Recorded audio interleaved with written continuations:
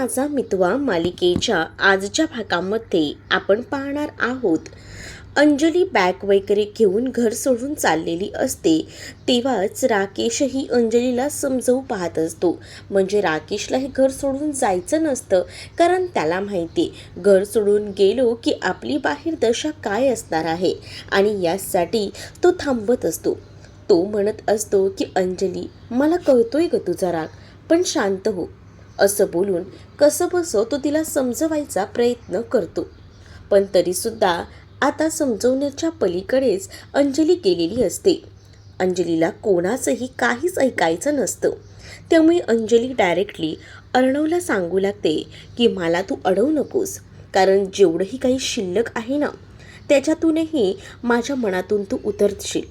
त्यामुळे तू मला अडवायचा जराही प्रयत्न करू नको, हेच आता अंजलीने सांगितलेलं असतं.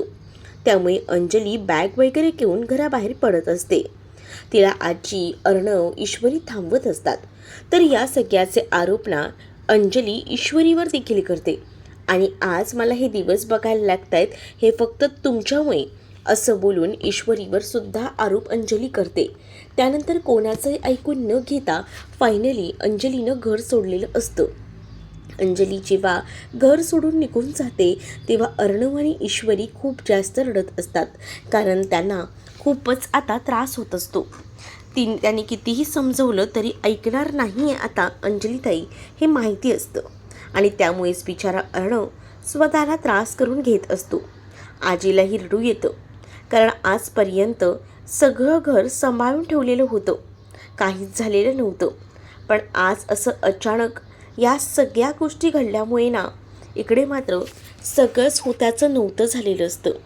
दुसरीकडे सुप्रिया सगळ्या दुकानांवर फिरत असते आणि तिथे आता ती इन्क्वायरी करत असते की इथे कुठे रोडवर CCTV फुटेज लावलेलं आहे का. म्हणजेच तिला ते फुटेज मिळेल ज्या दिवशी तिला ती भेटली होती, म्हणजेच वल्लरी. आणि त्यामुळेच वल्लरीवर संशय तिला येत होता. म्हणूनच तिकडे जेवढी दुकानं आहेत ना त्या सगळ्या दुकानांमध्ये तर ती चौकशी करत होती. तेवढ्यातच लांबूनच मामांना समोर सुप्रिया दिसते आणि मामा म्हणतात की त्या सुप्रिया वहिनी, अरे चा, आता त्यांना ना आपण मस्त लिफ्ट देऊया, त्यांना घरापर्यंत सोडूया. त्यावर आता वल्लरी भडकते आणि म्हणते की आता तुम्ही त्यांना घरापर्यंत सोडणार आहात का, मग मला इथेच उतरवा, नाहीतर मी स्वतः गाडीतून उडी मारते, असं देखील आता ती म्हणू लागते. त्यावर मामा म्हणतात की दाखव ना गाडीतून उडी तू कशी मारतेस. प्रत्येक वेळेला फक्त भडकायचं आणि दुसऱ्याला भडकवायचं एवढंच माहिती आहे तुला. मग आता मलाही दाखव की कशी उडी मारतेस ते. बघा, सोबत आहे ना उगाचनं चॅलेंज लावू नका. मी उडी मारली तर लक्षात ठेवा, असंही आता म्हटलं जातं. पण तरीसुद्धा आता मी सुप्रिया वहिनींना आपल्या गाडीत बसवणारच आहे, लिफ्ट देणारच आहे, असं देखील सांगितलं जातं. आणि जेव्हा या सगळ्या गोष्टी बोलल्या जातात मात्र वल्लरी घाबरते, कारण वल्लरीला माहिती आहे की सुप्रिया जर आपल्या समोर आली तर आपलं काही खरं नाही. आपण एवढ्या वर्षी जे काही सत्य लपवून ठेवले ते समोर येईल. आणि म्हणूनच ती म्हणत असते की काही गरज नाही आहे. तर मामा म्हणतात की अगं तसंही तू त्यांना भेटलीस कुठे, जरा भेटून घे, म्हणजे तुझी ओळख होईल त्यांच्यासोबत. तुला माहिती नाही आहे त्या कशा आहेत. अगं आता आपल्या विहीनबाई होणार आहेत त्या, मग मी तर त्यांना आता गाडीत बसवणारच आहे. पण इकडे वल्लरी ऐकत नसते. वल्लरी म्हणत असते, लक्षात ठेवा हां, गाडीत बसवलात तर माझ्याहून वाईट कोणीही नसेल, असं देखील वल्लरीचं आता सुरू होतं. पण आता अगदीच गाडी घेऊन तिथे मामा पोचणार तेवढ्यातच ना फोन आलेला असतो. फोन आल्यामुळे आकाश सांगू लागतो की बाबा कुठे आहात, लवकर घरी या, प्रॉब्लेम झाला आहे. मामा U-टर्न मारून लगेच गाडी घराकडे घेऊन जातात. आणि मग हे काही सुप्रियानं पाहिलेलं असतं. सुप्रिया विचार करते की हे तर आकाशचे बाबा होते ना, काय झालं, हे असे गाडी घेऊन का गेले पुन्हा एकदा, काय घडलं असेल असे विचार ना मनामध्ये येऊ लागतात. आणि त्याच वेळेला इकडे मात्र इथे मामा वल्लरी हे दोघंही जण जायला निघालेले असतात. मग जेव्हा हा सगळा प्रसंग घडत असतो तेव्हा मात्र स्वतःलाच त्या गाडीमध्येच झोपवून घेतलेलं असतं या वल्लरीनं, जेणेकरून टर्न मारताना का होईना त्या सुप्रियानं बघायला नको, हाच उद्दिष्ट असतो या वल्लरीचा. दुसरीकडे आता अर्णव आपल्या रूममध्ये गेलेला असतो आणि रूममध्ये जाऊन एकटक आपल्या आईच्या फोटोकडे बघत असतो आणि आपल्या आईशी बोलत असतो. आपल्या आईला तो सांगत असतो की आई, खरंच ग, मी कुठेतरी कमी पडलो. मला कळतंय माझे संस्कार आणि ह्या सगळ्या गोष्टी, म्हणजेच तू माझ्यावर जबाबदारी दिली असशील की बहिणीला नीट सांभाळून घ्यायचं, सगळ्या काही गोष्टी हँडल करायच्या, पण नाही, मला त्या जमल्या नाही. खरंच आई, सॉरी. आणि असं बोलून आता खूप जास्त अर्णव रडत असतो. अर्णव जेव्हा रडतो ना, तेव्हा मात्र आता ईश्वरी त्याला सावरत असते. ईश्वरी अर्णवला म्हणत असते की अर्णव सर, प्लीज स्वतःला त्रास करून घेऊ नका. स्वतःला त्रास करून घ्याल तर या सगळ्याचा जास्त पुढे त्रास होऊ शकतो. देखील ईश्वरी आता अर्णवला सांगत असते. ईश्वरी जेव्हा अर्णवला या सगळ्याबद्दल सांगते ना, तेव्हा मात्र आता अर्णव एकदमच चकित झालेला असतो. अर्णवला कळत नसतं की या सगळ्या परिस्थितीत काय करावं आणि काय नाही ते. त्यामुळे अर्णव आईचा फोटो घेऊन रडत बसलेला असतो. ईश्वरी अर्णवला म्हणत असते की अंजलीताई लवकरच घरी येतील, आपण त्यांना घरी घेऊन येऊया.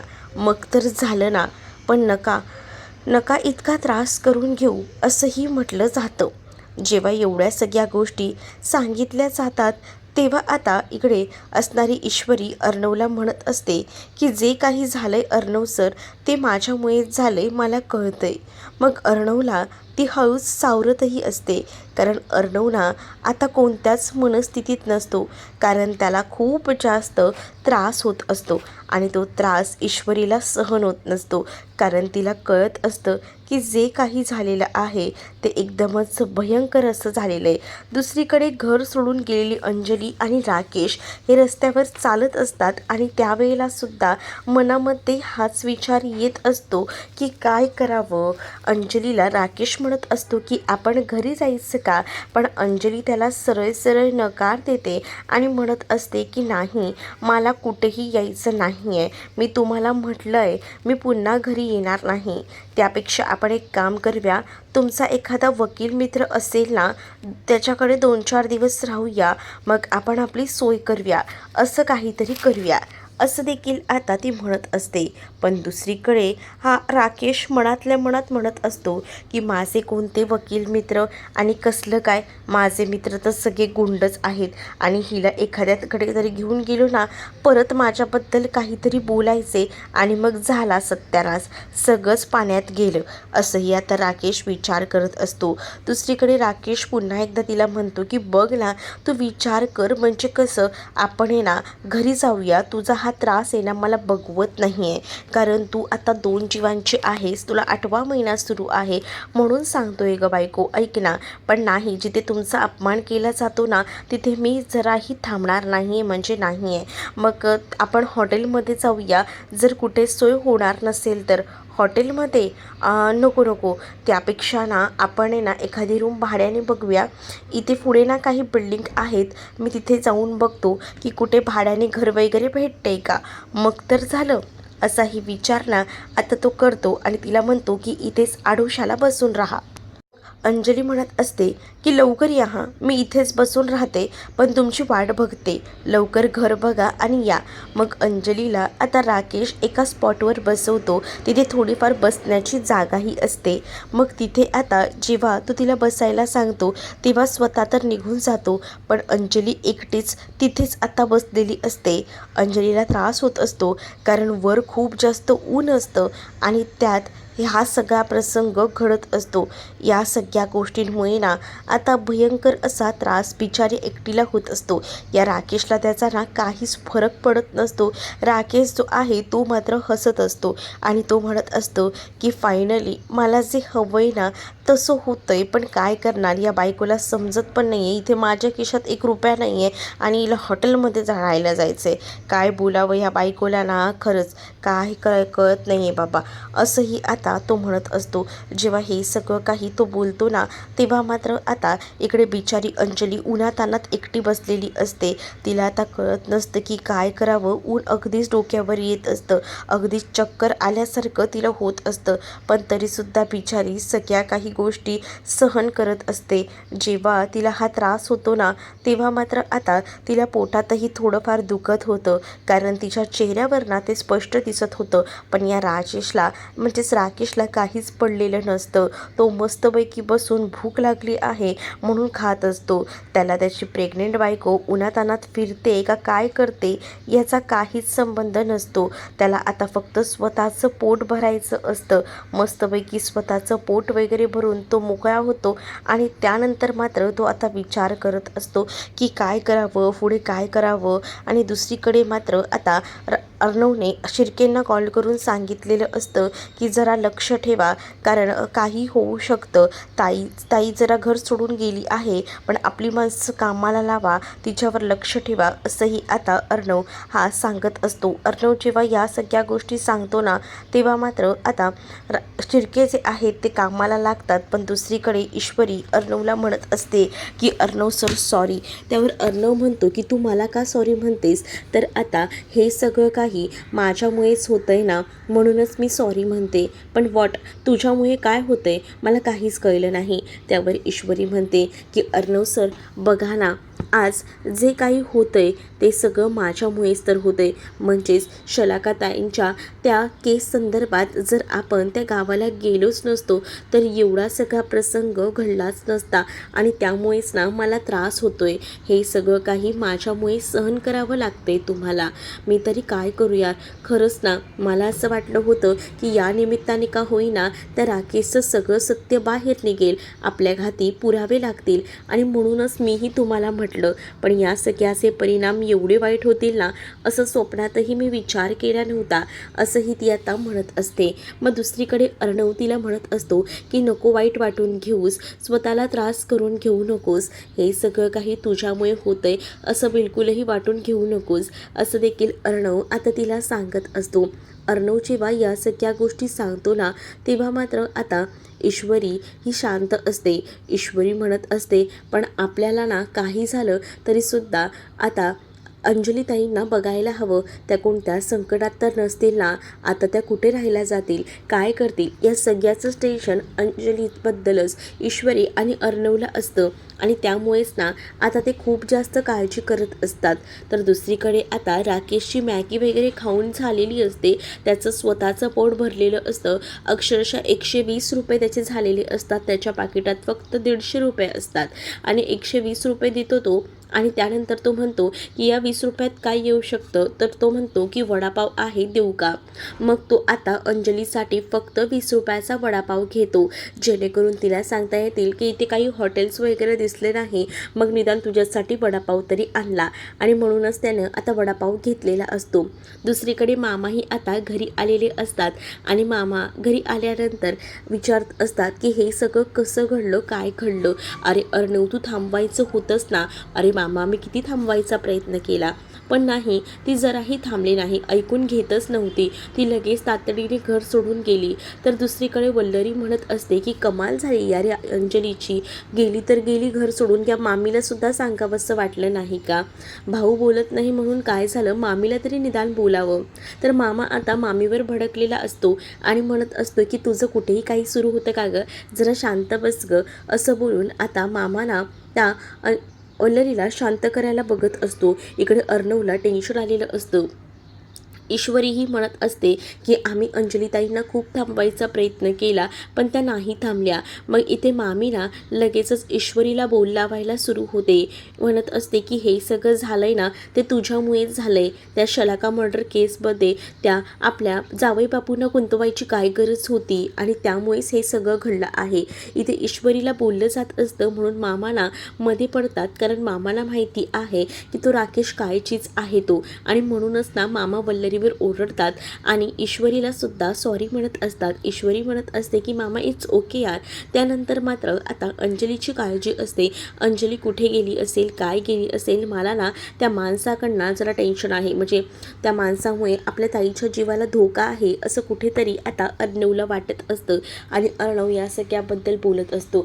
त्यावर मात्र आता ईश्वरी टेन्शनमध्येच असते. पण वल्लरी सांगत असते की जर जावई बापू असतील ना तर एक वेळ स्वतः उपाशी राहतील पण आपल्या अंजलीला नक्कीच खाऊ घालतील. मला माहिती आहे जावई बापू आपले खूप जास्त अंजलीवर प्रेम करतात आणि तिची काळजीही घेतात असं वल्लरी म्हणत असते. दुसरीकडे आजीलाही आपल्या जावयावर खूप भरोसा असतो आणि आजीही म्हणत असते की बरोबर आहे, एक वेळ ते स्वतः राहतील उपाशी, उन्हातानात फिरतील पण आपल्या अंजलीला सावरून घेतील, अंजलीला सांभाळतील हे मलाही कळते असंही आता आजी म्हणत असते. आजी आणि या वल्लरीला खूपच जास्त कॉन्फिडन्स या राकेशवर असतो. परंतु ईश्वरी, अर्णव आणि मामाला माहिती असतं की हा राकेश कुठच्या खालच्या पातळीला गेलेला माणूस आहे ते आणि त्यामुळेच ना अंजलीची काळजी त्या सगळ्यांनाच वाटत असते.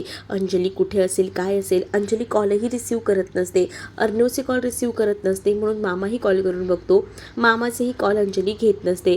दुसरीकडे आता आकाशने नमूलाही कॉल केलेला असतो आणि नमूला कॉल करून तो घडलेली हकीकत सांगतो आणि त्यामुळेच ना मला जरा तुझ्याशी बोलायचं होतं. म्हणजेच अचानक अंजली ताई आणि जिजू घर सोडून गेले आहेत आणि त्यामुळेच ना एकदमच घरामध्ये टेन्शनचं वातावरण आता आलेलं आहे. पण मला ना कळतच नाही आहे की काय करावं ते. खूप जास्त टेन्शन आता घरामध्ये सुरू आहे असंही आता म्हटलं जातं. त्याच वेळेला तुम्ही काळजी करू नका, सगळ्या काही गोष्टी नीट होतील असंही म्हटलं जातं. जेव्हा एवढी सगळी गोष्ट सावरून घेतली जाते तेव्हा कुठेतरी नम्रताला कळत असतं की जिजू आणि इशूने जे काही केलं असेल त्यामध्ये नक्कीच त्यांना राकेशबद्दलचा काहीतरी पुरावा सापडला असेल. उगाचच ती लोक एवढं सगळं काही करणार नाही आहेत. पण मी हे सगळं काही आकाशला कसं सांगू, कारण आकाशला कुठे माहिती आहे की त्यांचा तो राकेश आहे तो काय खालच्या थराला गेलेला माणूस आहे. तो नक्कीच पातायंत्री व्यक्ती आहे याबद्दल ह्यांना काहीच माहिती नाही. पण मी तरी कसं सांगू, मला स्वतःला कळत नाही आहे असं नम्रता विचार करत असते. नम्रताच्या डोक्यामध्ये एक नाही अनेक विचार येऊ लागलेले असतात. दुसरीकडे आता अंजली वैतागलेली असते वाट बघून बघून. तिला ना आता तहानसुद्धा लागलेली असते, तिच्याकडे धड पाणीही नसतं आणि त्यामुळेच ना तिला आता खूप जास्त त्रास होत असतो. तेवढ्यातच वाटेत ना एक मुलगा चाललेला असतो, त्याला आता अंजली थांबवते आणि दादा तुमच्याकडे पाणी आहे का. तो म्हणतो की ओ आहे. तुम्ही अंजलीच ना, म्हणजे अंजली राजश्रीके बरोबर. मग आता तुम्ही मला कसे काय ओळखता, तुम्ही अर्णव सरांच्या बहीणच ना. मग आता ती हो असं म्हणते. शेवटी अर्णवचीच ओळख अंजलीला कामी आली होती. मग आता अंजलीला तो पाणीही प्यायला देतो. अंजलीला म्हणत असतो की ताई तुम्ही खूप त्रासात दिसताय, घ्या पाणी पिया. आता ती बसून पाणी पित असते आणि ती पाण्याची बॉटल पिऊन झाल्यानंतर त्याला देऊन टाकते. तेव्हाच ना आता तो म्हणतो की थोडं खाऊन घेता का, तुम्हाला भूकही लागलेली दिसते, तुम्ही खूप अस्वस्थ आहात, बराच वेळ झाला वाटतं तुम्ही या उन्हात आहात, तुम्ही थोडं खाऊन घ्या ना. पण आता ती नाही म्हणत असते. पण तो माणूस ना एकदमच फोर्स करतो आणि म्हणत असतो की थोडंसं खाऊन घ्या म्हणजे तुम्हाला बरं वाटेल, कारण तुमची अवस्था पाहता तुम्हाला खूप जास्त उन्हाचा त्रास होतोय आणि तुम्ही या अवस्थेत आहात, मला नाही आवडत आहे. तसंही अर्णव सरांनी आमच्यासाठी खूप काही केले, मी एम्प्लॉई आहे सात्विक फॅशनचा असंही तो आता सांगत असतो आणि त्याच्या डब्यामध्ये पुरी भाजी असतं. ते आता तो डब्बाच त्याला ओपन करून देतो आणि म्हणत असतो की घ्या, हे थोडं खाऊन घ्या असं बोलून आता तो तिला खाऊ देत असतो. पण त्याच वेळेला ना तो आता बडबडही करत असतो, म्हणजे अर्णवने काय काय केलेलं आहे त्याच्यासाठी हे सगळं काही सांगत असतो. मागच्या वर्षी माझ्या मुलीची हार्ट सर्जरी होती, त्यावेळेला अर्णवनेच पैसे दिले होते. अर्णवचं एवढं कौतुक ऐकून ना आता अंजलीला नको नकोसं झालेलं होतं आणि म्हणूनच आता अंजली एक घास खाते आणि नंतर ती आता शांतच राहते. मग आता अंजली म्हणत असते की मला बस झालं, आता मला नको आहे असं बोलून ती आता पुन्हा पूर्ण डब्बा त्या मुलाला देऊन टाकते. त्यावर तो म्हणतो की काय झालं आहे अंजली ताई, थोडं खाऊन घ्या ना. पण अंजली म्हणते की मला नको आहे. मग अंजली त्याला पुन्हा एकदा डबा तसाच देते, कारण अर्णवचं कौतुक तो मुलगा करत होता आणि अर्णवमुळेच ती हे घर सोडून आलेली होती. मग आता अर्णवचेच उपकार घेऊन का जगायचं, म्हणूनच आता तिला हे सगळं काही नकोसं झालेलं असतं आणि म्हणूनच ती डबा त्याला देऊन टाकते. मग तुम्हाला काही गरज लागली तर सांगा हां, आणि त्याचसोबत ही घ्या, ही पाण्याची बॉटल ना तुम्हाला ठेवून घ्या, कारण तुम्हाला ताण लागू शकते, असंही आता अंजलीला तो सांगतो.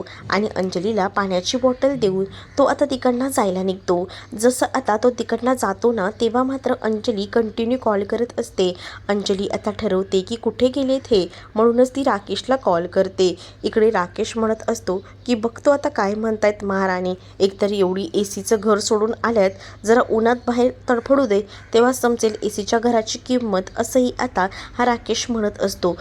त्याच वेळेला तो आता म्हणतो की हो हो येतोय येतोय बायको, इथेच आलो होतो, अगं तुला भूकही लागली असेल ना, म्हणून खायला काही भेटते का बघत होतो, पण इथे जवळ ना काहीच आसपास भेटत नाही आहे, म्हणून मग मी तुला म्हटलं की निदान वडापाव तरी घेऊन जाऊया, कारण तुला खूप भूक लागली असेल, बरोबर ना बायको, थांब मी आलोच, हां थोडा वेळ थांब येतोय, असं बोलून आता तो तिला कसं बसं टाळत असतो. आणि या सगळ्या गोष्टी ना या मूर्ख अंजलीला काहीच कळत नसतात की तो काय करतोय आणि काय नाही ते, आणि त्यामुळेच ना हे सगळं काही घडत असतं. अंजली त्याला म्हणते की लवकर या, कारण ना मला त्रास होतो इथे उन्हात बसून, प्लीज हा लवकर या, असं ती आता बोलत असते. आणि मग त्यावेळेला तो म्हणतो की हो हो येतोच आहे मी, आणि असं बोलून आता तो फोन ठेवतो.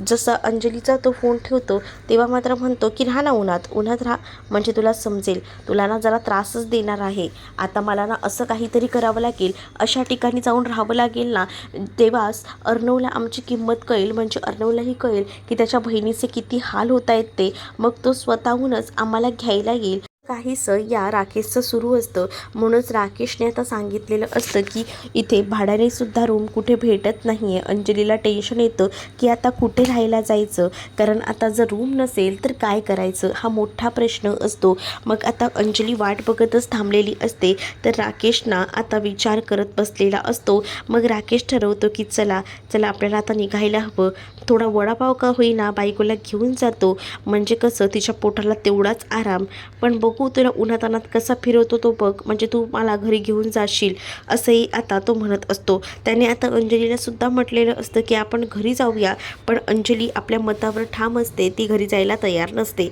दुसरीकडे मात्र आता पाहायला मिळत असतं की जो आकाश आहे तो नम्रताला भेटायला गेलेला असतो, आणि त्यामुळेच तो आता तिला या घरात घडलेली सगळी हकीकत सांगतो. आणि हे सगळं एवढं बापरे भयानक झालं आहे, पण जिजू तर असे आरोप करणार नाहीत, त्यांच्याकडे काहीतरी पुरावे असतीलच ना, आणि त्यामुळेच ते एवढं सगळं बोलत असतील, असं देखील आता नम्रता बोलत असते. मग आकाश म्हणतो की मलाही कळत नाही आहे की नेमके पुरावे अर्णवकडे काय आहेत, पण जे काही झालंय ना ते एकदमच भयानक घडलंय, आणि त्यामुळेच ना हा सगळा प्रकार झालेला आहे, कळत नाही आहे मला की काय करावं ते, आणि त्यामुळेच ना आता टेन्शन आलं आहे की अंजली ताई तर घर सोडून गेली आहे, अंजली घर सोडून गेली ही गोष्ट आता इकडे मात्र नमूलाही कळलेली असते, आणि मागेच त्यांच्या ना आता सुप्रिया उभी असते, आणि सुप्रियासुद्धा हे सगळं ऐकते, आणि तिलाही धक्काच बसतो की बापरे हे सगळं काय घडलं आहे, भयानकच सगळ्या काही गोष्टी घडल्या आहेत, काय करावं हे काही सुधरत नसतं. पण दुसरीकडे मात्र आता नम्रता विचार करत असते की ह्याला मी काही सांगू का की नको सांगू, पण सांगायला गेलं तर कसं होईल, असाही विचार ना मनामध्ये येत असतो. पण नको, जर सांगितलं तर पुन्हा काहीतरी वाद होतील आणि या सगळा विचार कुठच्या कुठे जाईल, म्हणूनच ती स्वतःला थांबवत असते. पण ती म्हणत असते की नक्कीच ना अर्णव सर जे काही करतायत ते योग्यच करतायत, मलाही माहिती आहे की चुकीचं तर काहीच नाही आहे, पण थोडीशी ना शंका येते, कळत नाही आहे, असंही आता म्हटलं जात असतं. दुसरीकडे आता ती काहीतरी बोलायला जाणार आकाशला, तेवढ्यातच सुप्रिया तिथे येते आणि सुप्रिया थांबवते, आणि ती आता आकाशला म्हणत असते की बापरे एवढं सगळं घडलंय, हे तर खूपच जास्त भयानक आहे, माफ करा पण मी नुकतेच इथे आले होते तेव्हा तुमचं बोलणं माझ्या कानावर पडलं, आणि म्हणूनच मीच तुम्हाला सांगते या सगळ्या गोष्टी, खरंच सॉरी हा, पण हे सगळं काही घडलंय ते खूपच भयंकर आहे आणि या सगळ्यामध्ये ईश्वरी आणि अर्णव यांना तर त्रास होतच असेल. हो, त्यांना खूप जास्त त्रास होतोय, कारण ते सगळ्या काही परिस्थितीतून ते एकटेच झगडतायत आणि त्यामुळेच ना मी इथे विचार केला की नम्रताशी थोडं बोलून घ्यावं, निदान काही मार्ग निघतोय का बघूया. म्हणूनच मी आलो होतो असं देखील आता आकाश सांगत असतो आणि नम्रताला सांगण्या वाचूनच अडवलेलं असतं, कारण नम्रता काहीतरी राकेशबद्दल सांगून टाकेल आणि पुन्हा मग या सगळ्यामुळे घरात वाद होतील, काहीतरी विचार होतील. त्यापेक्षा नकोच आपण काही बोलायला, असाच विचार ना आता इथे असणारी ही सुप्रिया करते आणि म्हणूनच सुप्रियामध्ये पडतच बोलत असते. जेव्हा सुप्रियामध्ये पडून बोलते ना तेव्हा मात्र आता ती सांगू लागते की एकंदरीत तुम्हाला सांगू का की जे आता मी पाहते त्यावरून मला असं वाटतंय की आपण ना थोडं का होईना थांबायला हवं. म्हणजे मी सध्या ना भेटू नका, बोलू नका, म्हणजे फोनवर बोला, पण असं भेटून जरा डिस्कशन करणं टाळा, कारण आता सध्या काही परिस्थिती आहे, तुम्हीही बघतातच आहात. उगाच ना विषयांतर नको. आणि म्हणूनच मी सगळं काही तुम्हाला सांगते, कारण बघा आता जी काही परिस्थिती आहे ती तुमच्या समोर आहे आणि त्यामुळेच ना आता हे सगळं प्रकरण कुठच्या कुठे जाईल आणि आपल्याला हे प्रकरण थांबवायला पाहिजे. म्हणूनच मी तुम्हाला सांगते की आपण हे प्रकरण थोडा वेळ का होईना डायव्हर्ट करू आणि त्यामुळेच माझ्या डोक्यामध्ये ना विचार सुरू आहे की जरा थांबा, असंही आता म्हटलं जात असतं. एवढ्या सगळ्या गोष्टी जेव्हा आता बोलल्या जातात तेव्हा कुठे जाऊन आता आकाशही म्हणतो की ठीक आहे, नाही हे करा डिस्कस, मग आपण भेटूया नंतर, आणि असं बोलून ना आता तोही निरोप घेतो. दुसरीकडे मात्र आता पाहायला मिळत असतं की ईश्वरी अर्णवसाठी कॉफी घेऊन आलेली असते. अर्णवला ती कॉफी देत असते. अर्णव म्हणत असतो की नको नको मला, पण आता ईश्वरी त्याचं ऐकत नसते. ईश्वरी म्हणत असते घ्या थोडं. तेवढ्यातच ना आता तो मुलगा जो रस्त्यावर भेटलेला असतो ना अंजलीला, त्यानं आता कॉल केलेला असतो अर्णवला आणि अर्णवला कॉल करून आता तो अंजली त्याला रस्त्यावर भेटली होती हे सांगत असतो. म्हणजेच आधी स्वतःची तो ओळख करून देतो आणि म्हणतो की मला ना तुम्हाला सांगायचं आहे, इथे तुमची ताई आहे ना रस्त्यावर बसली होती आणि ती जरा टेन्शनमध्ये दिसते, नक्कीच तिला मदतीची गरज आहे, काय झालं आहे नेमकं, काही घडलं आहे का असं देखील विचारलं जातं. नाही काही सिरियस नाही आहे, पण कुठे भेटली होती, आता ते रोडचं वगैरे नाव तो सांगत असतो आणि त्यामुळेच ना खूपच जास्त टेन्शन आता आलेलं असतं अर्णवला. अर्णव म्हणतो की ठीक आहे, पण ती एकटीच होती का? हो त्या एकट्याच बसल्या होत्या, खूप जास्त ऊन होतं आणि त्यांना त्या उन्हाचा त्रासही होत होता, कारण त्यांच्या चेहऱ्यावर ना ते स्पष्ट दिसत होतं हे सुद्धा आता तो म्हणत असतो. आणि जेव्हा ह्या सगळ्या गोष्टी अर्णवला समजतात ना तेव्हा अर्णवला खूप मोठा धक्का बसतो आणि तो मात्र आता समोरच्या व्यक्तीचे आभार मानत असतो आणि म्हणत असतो की बरं झालं तुम्ही मला निदान एवढ्या तरी गोष्ट सांगितल्यात, नाही तर मला तर ना टेन्शनच आलं होतं की काय होतंय ते, पण तुम्ही सांगितलं तिथेच अजूनही ताई आहे ना? हो अजूनही त्या तिथेच आहेत, तुम्ही जरा जाऊन बघता का? बघा म्हणजे तुम्हाला समजेल. आणि त्यानंतर आता अर्णव फोन ठेवतो. त्यावेळेला ईश्वरी विचारत असते की काय झालंय, त्यावर घडलेली हकीकत आता सांगितली जात असते. एम्प्लॉईने बघितलं आहे अंजलीताई तिथेच एका रोडवर बसली आहे आणि ती एकटीच आहे. एकटीच म्हणजे तो माणूस कुठे गेला? तो माणूस इतका खालच्या दराला जातोय का? म्हणजे त्याला एवढीही पर्वा पडलेली नाही आहे का की काय होतंय आणि काय नाही ते? किती नालायक माणूस असेल. बिचाऱ्या अंजलीताईंना काय म्हणून सहन करावं लागतं या माणसामुळे. खरंच तर हा माणूस किती नालायक असेल असंही म्हटलं जातं. दुसरीकडे अर्णव आता त्या रोडवर गेलेला असतो आणि अंजलीला जाऊन भेटतो आणि अंधेरीची एक रूम आहे त्याची चावी तो आता तिला देत असतो आणि म्हणत असतो की हे घर मी तुझ्या नावावर करतो, मग तू इथे जाऊन राहा. परंतु ही सुद्धा मदत अंजलीला नको असते. अंजली नाही असं सरळ म्हणते आणि इथून निघून जा असं बोलून त्याला तिकडनं जायला सांगते. पण दुसरीकडे मात्र आता तो तरीही फोर्स करत असतो. एका खोलीमध्ये आता दोघंही जण गेलेले असतात आणि त्या खोलीमध्ये खूप जास्त घाण असते. मग आता अंजली म्हणते की किती घाण आहे, आपण ना हे सगळं आधी साफसफाई करूया. त्यावर राकेश तिच्यावर चिडतो, ही काय वेळ आहे का साफसफाई करायची, काही काय. आणि त्याच्यावर तिला आता कळून चुकतं की हा कसा माणूस आहे ते, आणि तो जेव्हा चिडचिड करतो ना तेव्हा त्रास होतो. दुसरीकडे अर्णवला कॉल आलेला असतो आणि अर्णवला सांगितलं जातं की एक प्रॉब्लेम झाला आहे. ईश्वरी विचारते की काय झाले? अर्णव म्हणतो की काहीतरी मोठा प्रॉब्लेम झाला आहे. मग आता ही खूप जास्त टेन्शन येतं आणि ईश्वरी विचारत असते की काय करायचं. मग अर्णवही टेन्शनमध्ये आलेला असतो. तर तुम्हाला हा भाग कसा वाटला हे नक्कीच मला कमेंटमध्ये सांगा आणि अशाच नवनवीन भागांसाठी आपल्या चॅनलला सुद्धा सबस्क्राईब नक्कीच करा. चला तर मग भेटूया पुढच्या भागामध्ये. तोपर्यंत टाटा बाय.